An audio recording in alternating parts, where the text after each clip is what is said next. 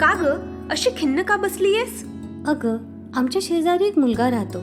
त्याला सगळेजण बुटक्या बुटक्या म्हणून चिडवत असतात. पाहवत नाही ग. ऐक, आईला योग्य पोषण मिळालं नाही तर बाळ बुटकं होऊ शकतं. यात बाळाचा काहीच दोष नाही. त्यामुळे गर्भवती महिलेला योग्य पोषण मिळालं पाहिजे आणि बाळ जन्मल्यापासून 6 महिन्यापर्यंत त्याला मातेचं दूध दिलं गेलं पाहिजे. हो ग, तू अगदी बरोबर बोलतीयस. तू दिलेली माहिती खूपच उपयोगाची आहे. मी आजच वस्तीतल्या सर्व महिलांना ही माहिती देते. एकात्मिक बाल विकास सेवा योजना, महिला व बाल विकास विभाग. प्रत्येक